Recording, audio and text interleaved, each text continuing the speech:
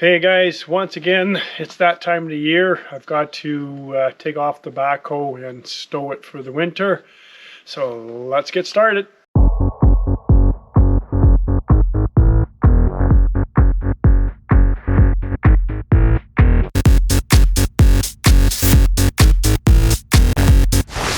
In order to do this, to remove the backhoe, what I have to do is I have to lower the outriggers here, bring them down, and I have to extend the bucket and have the operating station to flip up a little bit so I can take it out. So in order to do that, I've got to start up the tractor here. I need the hydraulics to do that, so let's get this going.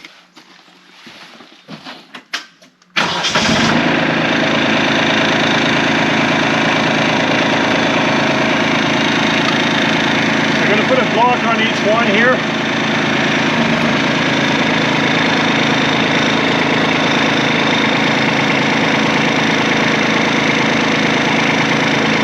I'm going to have to go back and forth a little bit each side to get this off.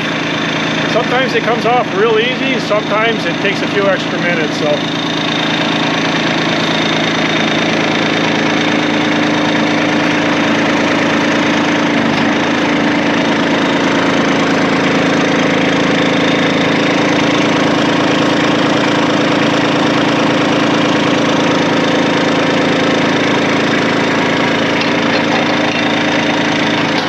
Already taken the pit. I'm just going to adjust my bucket here for a second.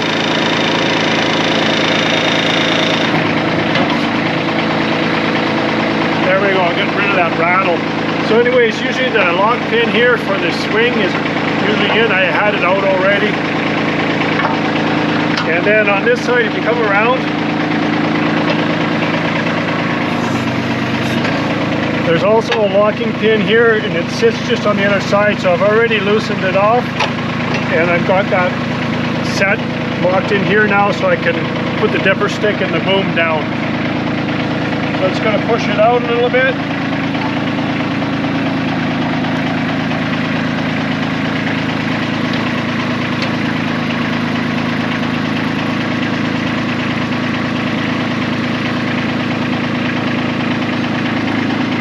As I do that, what's going to happen now, I'm going to lift the base, the operating station here. I got to go on the other side. You guys stay over there. So now I've got the base lifted a little bit. You can see here, I've got some big pins. Hopefully you can hear me over the tractor noise. So I'm going to start with this pin here. I'm going to pull the pin out. And then I'm going to go on this side and pull the other pin. A little hard to get it from this side, but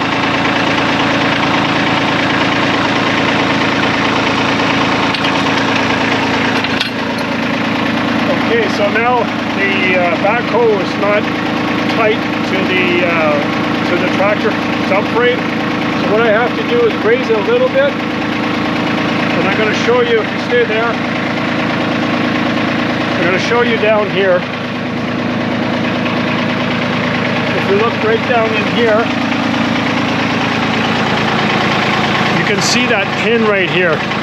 What I have to do is I have to raise the base so that those pins come up and out of those grooves, so that I can detach it from the tractor.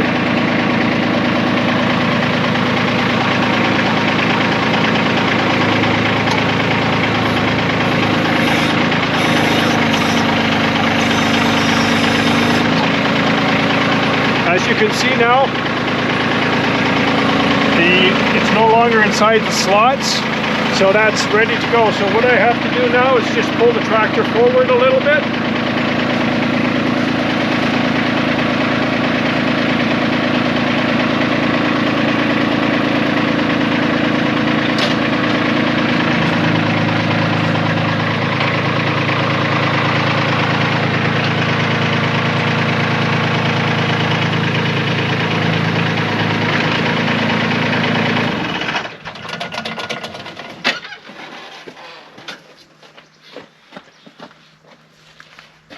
All right, guys, I just want to explain this a little bit better because the tractor noise. So if you come around on the side there,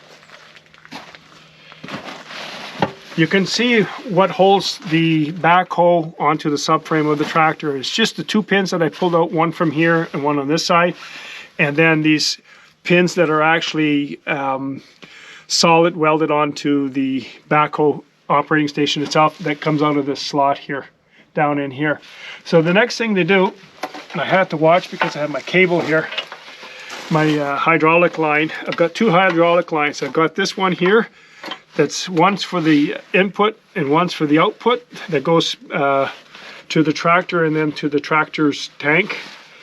And what I have to do now is I have to block my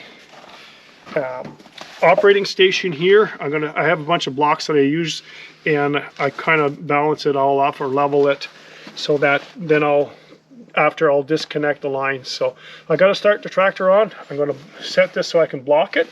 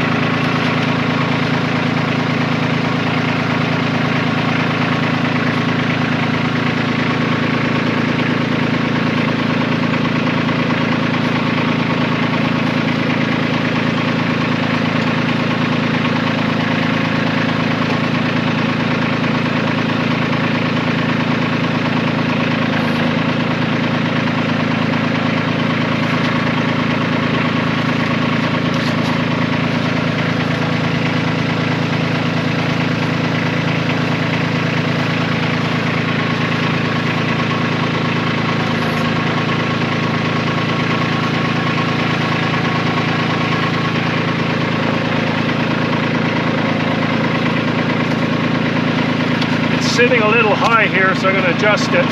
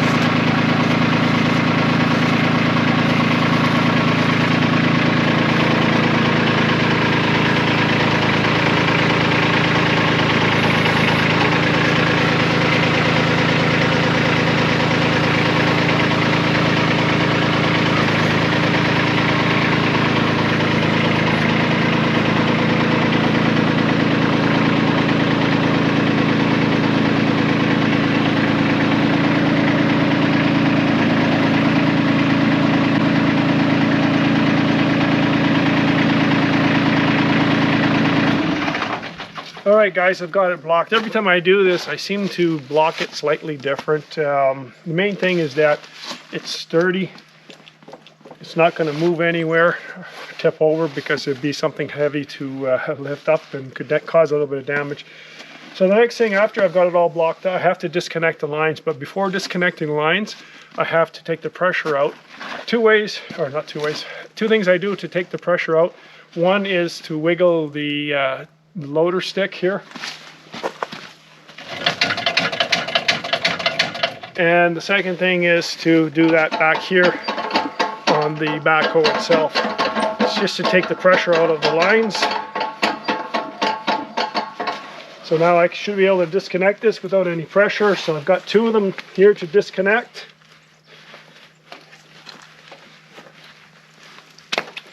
That's the first one. And the second one is just in here. We can just pull it apart. And what I'll do is I'll take the line that was going into the tractor and come back in, and I'll join them here. So that now I'm going to have this here so it protects it a little bit. So now the backhoe is kind of connected to itself. The line that came off the tractor, I have to reconnect, or off the backhoe, the flow comes kind of in and then it has to go back out. Well, I have to reconnect them on the tractor itself.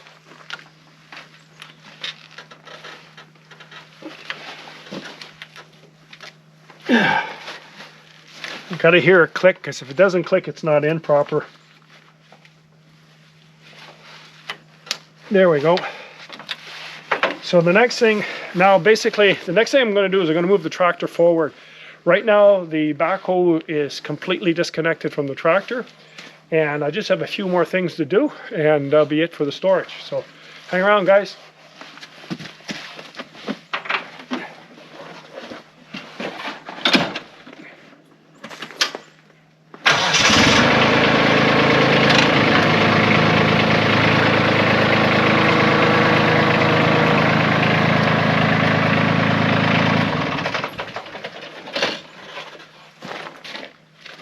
Now the reason why I moved the tractor is just so I have more room here to finish up the job. So a few things have to be done. One, I need to, all the piston, the cylinders here, I have to grease them up, lubricate them for the winter so there's no rust. What I'm using is a lithium grease. It's a 3-in-1. It has a rust inhibitor in it. And come springtime, what I'll do is I'll take a carb cleaner or something, or brake cleaner, and I'll clean it off, because I don't want the grease on it once summertime comes. But for the winter, I want to store it. I want to use something to protect it. So I'm going to go each one, just give it a coating.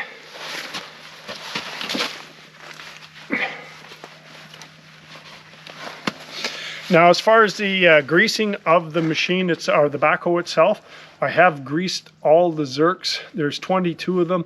I had previously done that. I just did it the other day, so I don't need to do that a second time. I haven't used the backhoe since I've greased it, so you always want to grease everything up before you put it away to keep the water out as well, or the moisture out. I'm going to go on the other side here.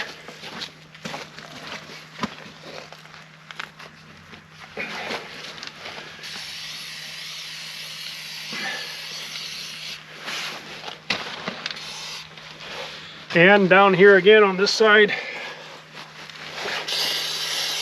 you put a generous amount on it. Don't be shy with this stuff. And we can also get this here. This is kind of something that might rust up. We'll just do a little bit. This also lubricates as well, obviously, since it's a grease.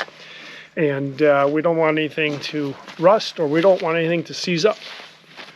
So we got this guy here, and we got one more after this.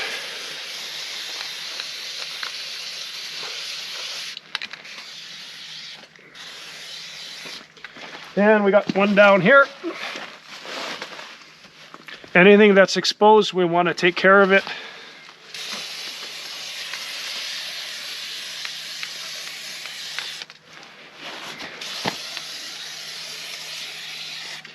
By the way, this is supposed to be a non-drip product, so it doesn't run off very far, so you have to spray it pretty good.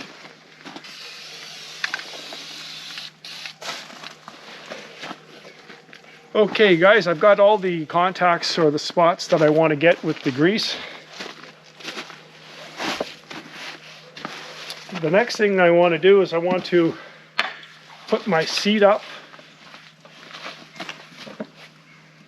I'm going to fold my seat up, and I don't know if I'm going to spray it. Usually I spray it with a little bit of lubricant here, the silicone.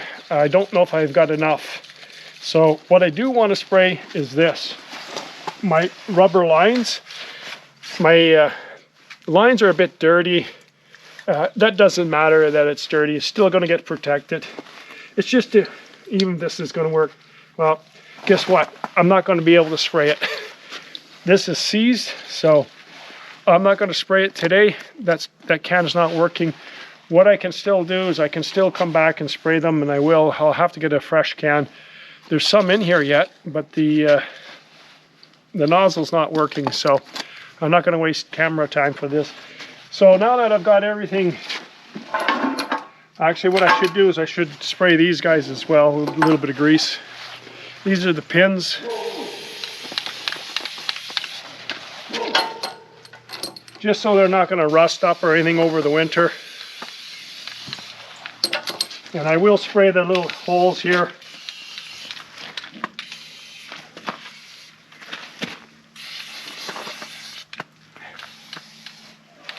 So, as far as I'm concerned, I don't think anything else needs to be sprayed. Everything should be fine. I stored it, that's the way I've been doing it.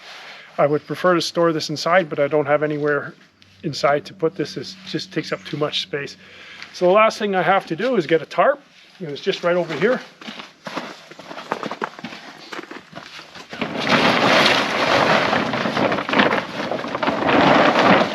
And this tarp here is waterproof. It's not one of those like the blue ones that you get where the air kind of passes through and the wind and the rain and everything and you open it up and everything's wet underneath. This actually keeps it fairly dry underneath. It's a really good tarp. It's a little rigid to work with, but it works really well.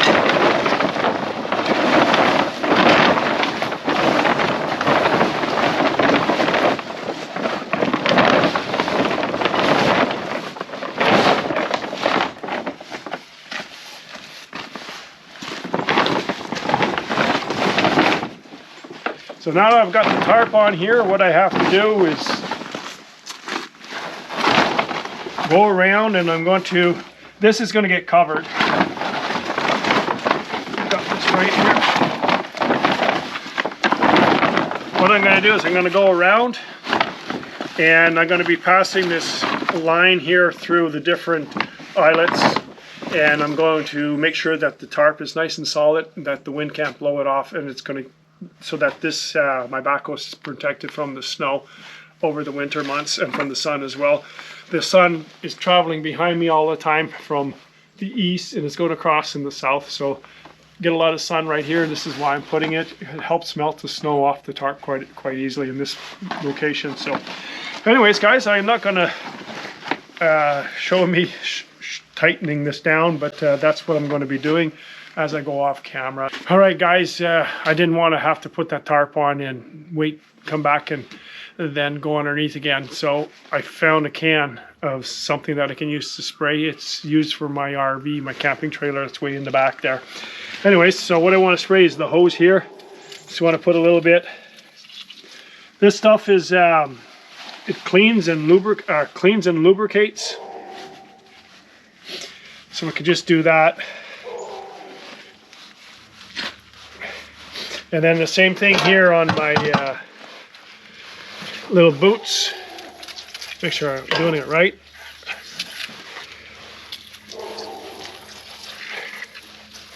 It's not quite silicone, but it will do the same kind of job. So it will protect the rubbers. It'll clean them up and it will protect them. So anyways, guys, I'm glad I found that.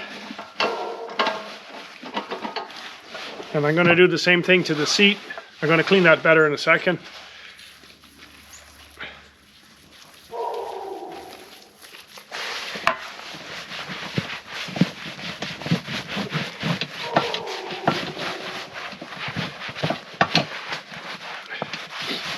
All right, I'm happy I found that can. I'm not going to have to worry about getting a silicone. So anyways, guys, I hope you enjoyed the video, and if you have, please give it a thumbs up. Once again, thanks for watching, and we'll see you next time on Jellin Outdoors.